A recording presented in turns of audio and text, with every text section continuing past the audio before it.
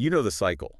I mean, we all know it. Hmm. It's election night, or maybe it's just a Tuesday morning, and there's this massive press conference. Oh, yeah. The podiums are out. The flags are all perfectly arranged. Exactly. Yeah. And the speeches are soaring, Mm-hmm. and there is this, this palpable sense of, finally, things are going to change. It's that hit of dopamine, isn't it? The promise of the clean slate. Yeah. We love a clean slate. We do. It Yeah. feels like a real turning point. And then you fast forward 2 years, or 4, or 10, Right. and you kind of look around and realize, wait a minute, we're having the exact same arguments. Right, about the exact same problem. And the conclusion we usually draw is pretty simple, right? It's just, well, we picked the wrong people. That's the default. If only they were smarter, or Yeah. if only they were, more moral, or just cared a little bit more. But today, we are going to challenge that assumption. We're doing a deep dive into this fascinating piece of writing called The Architecture of Parliamentary Behavior, and specifically a section that asks a really uncomfortable question.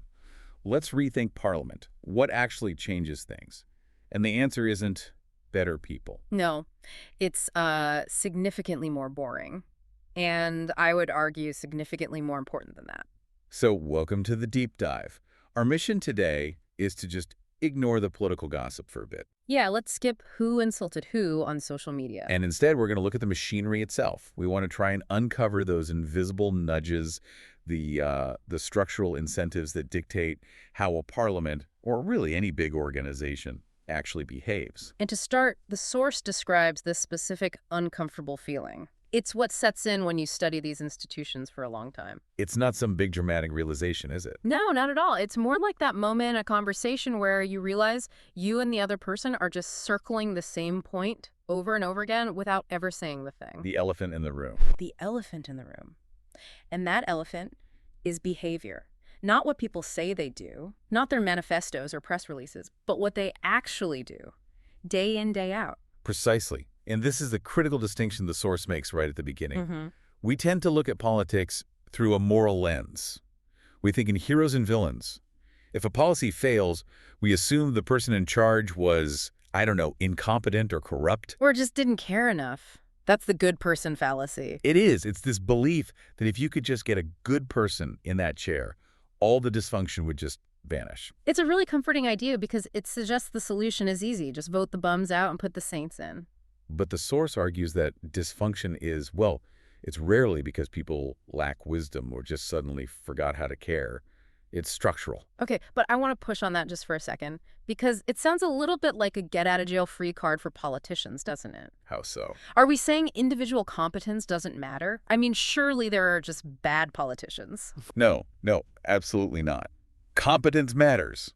Of course it does. Character matters. But the argument here is about the aggregate behavior. Okay. If you have hundreds of people, different parties, different backgrounds over decades, and they all keep falling into the same patterns, you can't just say they're all bad apples. You have to look at the barrel. You have to look at the barrel. So let's look at the barrel.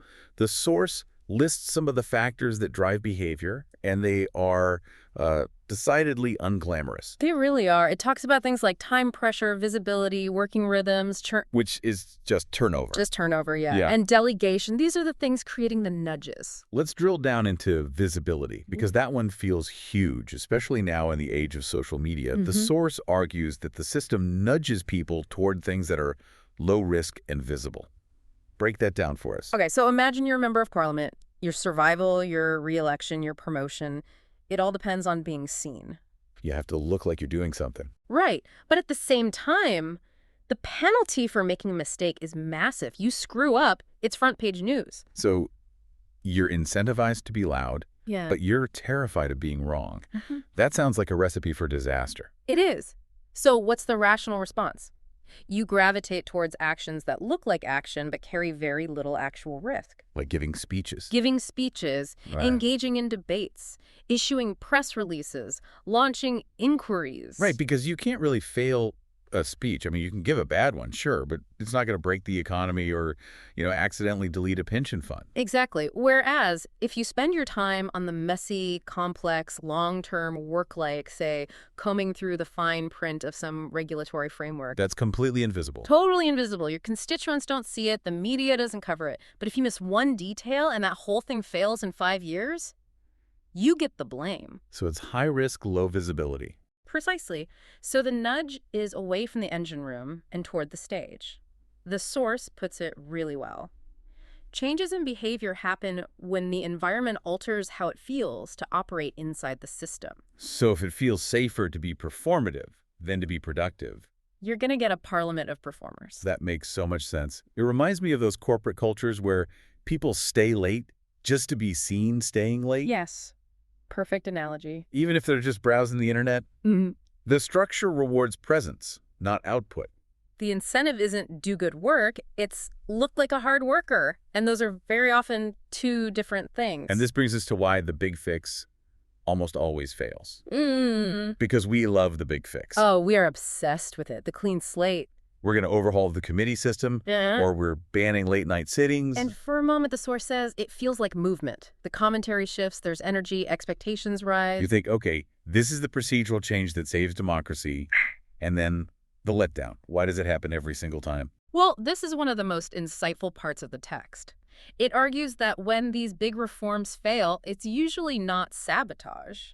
It's not that people are secretly evil. No, it's not that they were lying or are secret villains. It's because the reform lands inside the exact same incentive structure as everything else. I highlighted a phrase here that I thought was brilliant. The system absorbs it, reshapes it, and carries on largely as before. The system absorbs it. That is such a powerful image. It's like throwing a rock into a swamp. Yeah. It makes a splash, sure, but then the mud just closes right over it. Can you give us a practical example? What does that absorption actually look like? Sure. Let's say you introduce a reform to increase scrutiny on new laws. You say, every bill must be reviewed by a committee for 3 weeks instead of 1. Sounds great. Sounds like better governance, more reading, fewer mistakes. If the MPs are still completely starved for time, if they have zero research support, if the party whips are still pressuring them to vote the party line, and if the media cycle still demands a new headline every hour, that extra 2 weeks doesn't actually get used for deep reading. It just becomes dead time. Or worse, it gets filled with more performative noise. They use the extra committee time to grandstand for clips they can put on social media. Or they just ignore the bill until the last night anyway because their schedule is still swamped. Exactly. The rule changed. They have 3 weeks. But the behavior didn't, because the underlying pressures are all still there. The culture eats the rule for breakfast. And then, predictably, we all get angry. We say they lied to us. They said they'd fix it.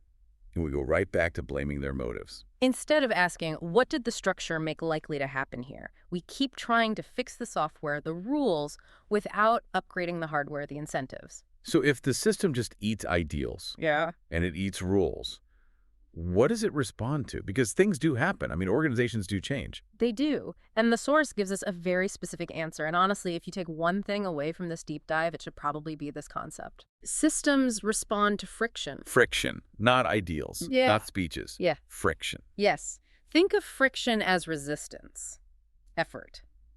The source says if something is costly in time, attention, or reputation, people quietly avoid it.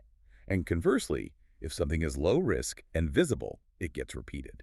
It's the path of least resistance. Like a desire path in a park. Yeah. You know, where people just walk across the grass because the paved walkway takes too long. That is the perfect dynamic. Over time, all those small individual choices to avoid the friction and just walk on the grass, they harden into norms. They become the unwritten rules. You know, instead of asking, what should a politician want to do?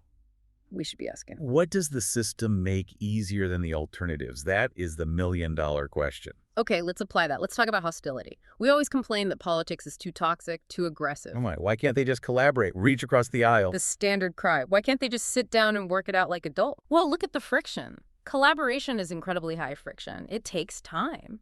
You have to build trust, which is slow.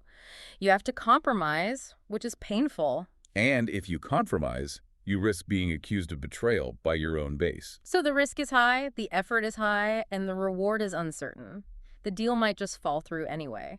Now, compare that to just shouting at your opponent. Shouting is easy. Shouting is low friction. It's instant. It requires no trust. It signals loyalty to your side, and it practically guarantees you a clip on the evening news or a viral tweet. So, shouting is low friction and high reward. Collaboration is high friction and high risk. It's terrifyingly simple when you lay it out like that, isn't it? Yeah, It explains so much of the toxicity we see. It isn't necessarily that we elect angry people, it's that we put people in a machine that runs on anger. It's political physics. Hmm? And until you change the friction, until you make collaboration easier or aggression costlier, no amount of calling for civility will change a thing. So let's pivot to the solution. If the big fix is a myth, and if friction rules everything, how do we actually improve things? Yeah. Because the source does offer a way forward, but I have to warn you, it is incredibly boring. It is. The source even admits that. It's not storm the Bastille. It's basically HR management. It really is. The source suggests things improve when time is used more evenly, when churn slows down, when questions are asked early. Let's talk about churn. That's the turnover, the speed at which people move in and out of jobs. Right. In many political systems, ministers and officials are constantly moving. You'll get a minister of education who's only been there for 8 months before being shifted to transport. And the source says this prevents experience from accumulating. I mean, think about it in any other job. Yeah. If you started a complex role, say running a huge logistics company, would you really understand the job after 6 months? Barely. I'd just be figuring out where the bathrooms are and who sends the angry emails. Yeah. I wouldn't understand the supply chain yet. Exactly. Now imagine you're trying to run a country's education system or the health service. These are incomprehensibly complex. So if you know you're only going to be there for a year, you're going to start some complex 10-year reform project that won't show results until long after you're gone. No, of course not, because you won't get the credit, and the next person in line might just cancel it anyway. So you look for a quick win, a headline, something you can announce now. And here's the darker side of churn. You won't even remember why the last person's quick win failed, because they're gone and you're new. The institutional memory evaporates. It leads to a state of permanent amateurism. The officials, the civil servants, might stay, but the decision makers are constantly in day one mode. So one of the boring solutions is just slowing down, letting people stay in post long enough to actually understand the machinery. And the other solution you mentioned was about the constant emergency. Yes, the sense of constant crisis, which feels very real right now. Everything is breaking news. Why? Every vote is historic. And when everything is an emergency, nothing can be thought through. Your cognitive bandwidth just narrows. You can only react. You can't plan. And the source says improvement happens when that sense of emergency softens. Right. But here's the problem. The source points this out directly. None of these changes look impressive. You mentioned the visibility paradox. Yeah, this is why these solutions are so hard to sell. Imagine a government calling a press conference to say, "Good news, everyone. We are going to extend the tenure of committee chairs by 18 months. Crickets. The journalists would walk out. No one is dancing in the streets for that. Exactly. There's no moment you can point to and say, that's when it all changed. It's like changing the diet of an athlete. You don't see the muscles grow overnight. It's just boring daily discipline. And that gets us to the conflict between spectacle and patience. Because, let's be honest, we're addicted to the spectacle. We are. We're story junkies. We want the drama, the West Wing walk and talks, the House of Cards manipulation. We associate importance with spectacle. Big moments, clear winners and losers. But dysfunction is quiet.